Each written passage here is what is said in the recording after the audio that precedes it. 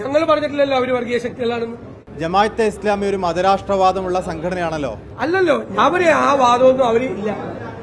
അങ്ങനത്തെ ഒരു മതരാഷ്ട്രവാദം അവരിപ്പോ ഉന്നയിക്കുന്നില്ല. പുസ്തകം വർഷത്തിൽ വായിക്കുന്ന വി ഡി സതീശൻ ജമാഅത്തെ ഇസ്ലാമിയെ പരിചയപ്പെടുത്താൻ വേണ്ടി ജമാഅത്തെ ഇസ്ലാമി തന്നെ പുറത്തിറക്കിയിട്ടുള്ളൊരു പുസ്തകമുണ്ട്. പ്രകാശം പരത്തുന്ന പ്രസ്ഥാനം എന്നാണ് ആ പുസ്തകത്തിന്റെ പേര്.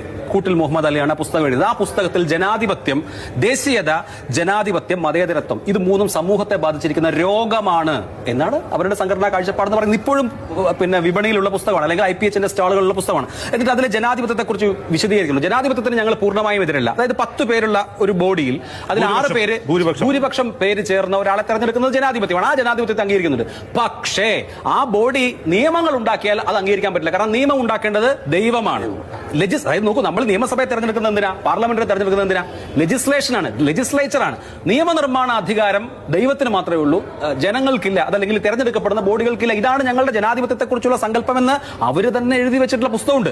ഇത് മാത്രമല്ല, അത് കൂടുതൽ വിശദീകരിക്കുന്നുണ്ട്. ഷെയ്ഖ് മുഹമ്മദ് കാരക്കുന്ന് മുതൽ അബു അല മൗദൂദിയുടെ തന്നെ പുസ്തകങ്ങളെല്ലാം മലയാള ഭാഷയിൽ അച്ചടിച്ച് IPH തന്നെ പ്രസിദ്ധീകരിച്ച് വിതരണം ചെയ്യുന്നുണ്ട്. അപ്പൊ 60 പുസ്തകം വായിക്കുന്നതിന് കൂടുതൽ ഒറ്റ പുസ്തകം കൂടെ കൂടുതൽ വായിച്ചിരുന്നെങ്കിൽ ഈ എംബാരസ്മെന്റ് ഒഴിവാക്കായിരുന്നു. പക്ഷെ വളരെ ഓപ്പൺ ആയിട്ട് വി ഡി സതീശൻ ഇവർ മതരാഷ്ട്രവാദം ഉപേക്ഷിച്ചുവെന്നും അവർ വോട്ട് ചെയ്താൽ എന്താണ് കുഴപ്പമെന്നും ചോദിക്കുക വഴി ഒരു സർട്ടിഫിക്കറ്റ് കൊടുക്കുകയാണ് ചെയ്തത് ജമാഅത്തെ ഇസ്ലാമിക്ക്. ജമാഅത്തെ ഇസ്ലാമിയുടെ മതരാഷ്ട്രവാദത്തെ സംബന്ധിച്ച് ജമാഅത്തെ ഇസ്ലാമി തന്നെ പ്രസിദ്ധീകരിക്കുന്ന, ജമാഅത്തെ ഇസ്ലാമി തന്നെ വിതരണം ചെയ്യുന്ന പുസ്തകങ്ങളുണ്ട്.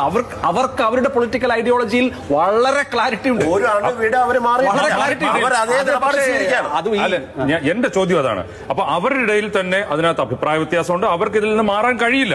അത് ഇടയ്ക്കിടയ്ക്കാണെങ്കിലും ആ ശബ്ദങ്ങൾ പുറത്തു വരികയും ചെയ്യുന്നുണ്ട്. പക്ഷെ അപ്പോ പ്രതിപക്ഷ നേതാവ് വി ഡി സതീശൻ നിങ്ങൾ അങ്ങനെയൊന്നും പറയണ്ട, നിങ്ങൾക്ക് ഒരു കുഴപ്പമില്ല, നിങ്ങൾ മതരാഷ്ട്രവാദം ഉപേക്ഷിച്ചവരാണ് എന്നുള്ള 916 സർട്ടിഫിക്കറ്റ് എന്തിനാ